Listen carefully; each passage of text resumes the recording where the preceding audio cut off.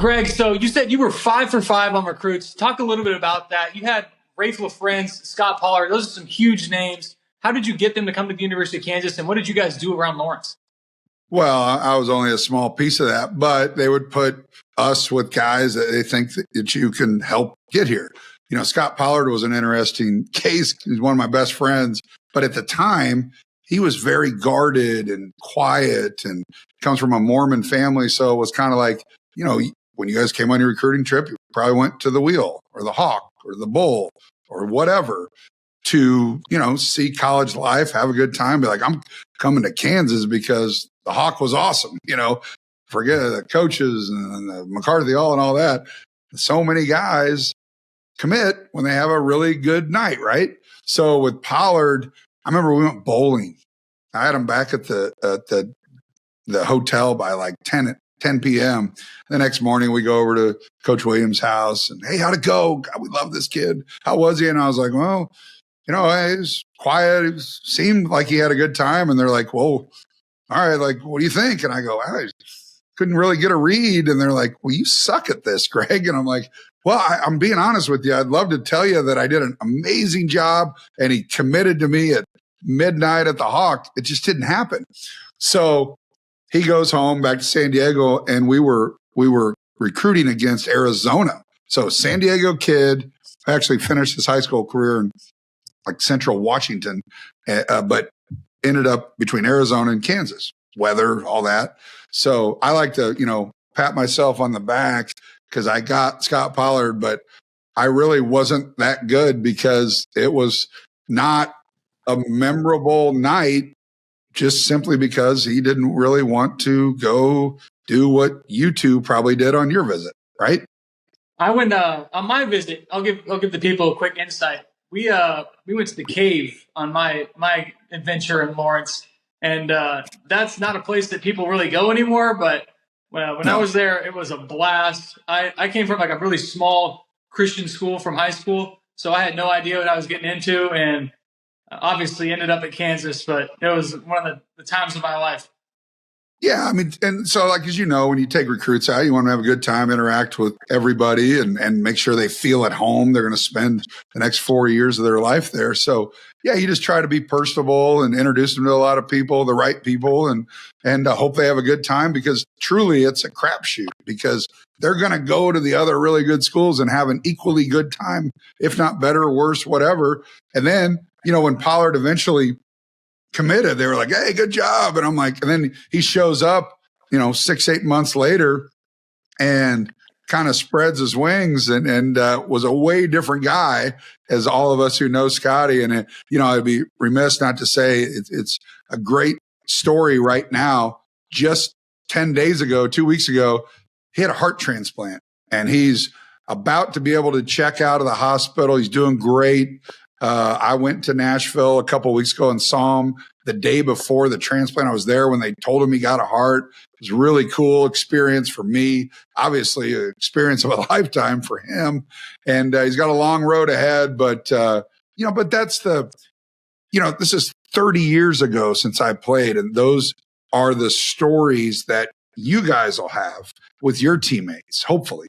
You know, I was telling our guys, because I went from Nashville and I flew to Oklahoma City to be in Norman. And I was telling some of our guys, like, I hope that when one of your teammates has something like this, that you're there, because that's what it's all about. Yeah, and Scott is a great guy. We had him on the podcast earlier this year. I followed his journey pretty closely and had him in my thoughts and prayers. It's really exciting to see that how well he's doing. But let's bring this back a little bit to the recruiting side of things. You already talked about the arms race that is the facilities that go into recruiting people. And that was huge through the 2010s to early 2000s. And then now you kind of bring into we talked about the camaraderie, bringing them out, seeing if they're a good fit for the culture of Lawrence. But now you pair that with NIL. So how much of a factor is NIL in that? Is it more about, hey, it's not as much about, hey, let's get them out to the Hawk, get them out to the Wheel, but more about talking business? Is it something that you've seen change the complete dynamic of recruiting over your time here?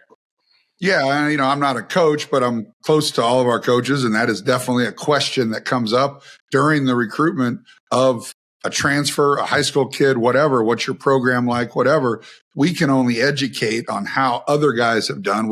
You're not allowed to say, hey, Chris, if you come here, we'll give you $150, which is about what you're worth. And then your mom would get pissed and say, he's worth way more than $150. And your dad, in her eyes, you're worth $5 million a year. But I think that way too, though. You knew I was going to bring Donna up at some point in this. She'll love that. She wants that. She loves hearing people talk about her, doesn't she? She loves it. But yeah, it's changed things, because what we talk about now, or what we talked about in the past, was, hey, come to Kansas, shot at a Big 12 title every year, shot at a national title, great facilities, best coach in college basketball, blah, blah, blah, blah, blah. Now you got to talk money. And now you're not just competing with Duke, Kentucky, North Carolina, Indiana, all these blue bloods. You're competing with anybody who has money. So throw Memphis in there, throw Houston in there, throw people that weren't considered, blue bloods kind of out. I mean, it's still a thing, but it's about who has money. And kids, you guys know who's an NBA player and who isn't. So in their heart of hearts, they know that, like, all right, I'm really good, but I'm probably not. So I might as well take advantage of my situation now and maximize my earnings. However I got to do it. They don't care about our tradition. They don't care about Dukes. They care about them, which can't really blame them. Nope. I don't know if I would have thought like that, but I don't know that for a fact. I went to school because I knew that I got a top 5 program offering me a scholarship. It's 30 minutes away from my house. I didn't think there was no money. You didn't think about that. I thought about, hey, I got a chance to win a national championship every year. I'm going to make my home in Kansas City. So why not go there? Like, it's going to help me in my career, whatever that is. But I'm different. But you guys were probably pretty similar to me, even though Mitch probably thought he was going to be a lottery pick because he's cocky and he's unrealistic. I'm currently sitting in Mechelen, Belgium. Lottery. Hey, you're a professional basketball player, Mitch, and you can say that for the rest of your life. Hey, I'll take what I can get. But Chris and I can't say that. That was by choice. I'll give you $20 to come play basketball. That was your choice. What were you going to be, like a photographer, or what were you going to do there?